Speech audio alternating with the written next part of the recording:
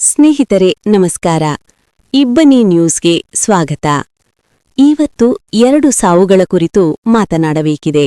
ವಿಜಯನಗರ ಜಿಲ್ಲೆಯ ಹಡಗಲಿ ತಾಲೂಕಿನ ನನ್ನ ಸ್ವಗ್ರಾಮವಾದ ನಂದಿಹಳ್ಳಿ ಗ್ರಾಮದ ಹಿರಿಯ ಜೀವಿ ಶ್ರೀಮತಿ ಅಂಗಡಿ ಕೊಟ್ರಮ್ಮನವರು ನಿನ್ನೆ ರಾತ್ರಿ 8:30ಕ್ಕೆ ನಿಧನರಾಗಿದ್ದಾರೆ. ದಿವಂಗತರ ಅಂತ್ಯಕ್ರಿಯೆ ಇಂದು ಅಂದರೆ ಸೋಮವಾರ ಬೆಳಿಗ್ಗೆ ವೀರಶೈವ ರುದ್ರಭೂಮಿಯಲ್ಲಿ ನಡೆಯಲಿದೆ ಎಂದು ಕುಟುಂಬದ ಮೂಲಗಳು ತಿಳಿಸಿವೆ.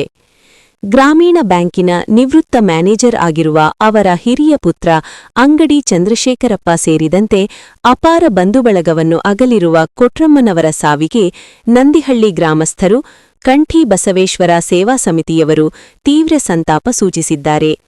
ಅಂಗಡಿ ಕೊಟ್ರಮ್ಮನವರ ನಿಧನದ ಬಗ್ಗೆ ನಮ್ಮ ಇಬ್ಬನಿ ನ್ಯೂಸ್ ವತಿಯಿಂದ ಭಾವಪೂರ್ಣ ಶ್ರದ್ಧಾಂಜಲಿಗಳು. ಮೃತರ ಶಿವಗಣಾರಾಧನೆ 18/12/2025 ಜರುಗಲಿದೆ. ಹಾಗೆಯೇ ನಾಡಿನ ಹಿರಿಯ ರಾಜಕಾರಣಿ, ಮಾಜಿ ಸಚಿವರು, ಹಾಲಿ ಶಾಸಕರೂ ಆಗಿದ್ದ ಶಾಮನೂರು ಶಿವಶಂಕರಪ್ಪನವರು ನಿಧನರಾಗಿ ಅಪಾರ ಅಭಿಮಾನಿಗಳನ್ನು ತೊರೆದಿದ್ದಾರೆ.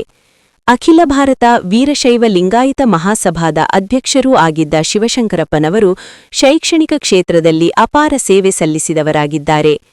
ರಾಜ್ಯದ ಮುಖ್ಯಮಂತ್ರಿಗಳೂ ಸೇರಿದಂತೆ ಶಾಸಕರು, ಮಂತ್ರಿಗಳು, ಮಠಾಧೀಶರುಗಳು, ವಿವಿಧ ಸಂಘ ಸಂಸ್ಥೆಗಳು, ಸಮಾಜದ ವಿವಿಧ ವರ್ಗದ ಗಣ್ಯರು ಕಂಬನಿ ಮಿಡಿದಿದ್ದಾರೆ.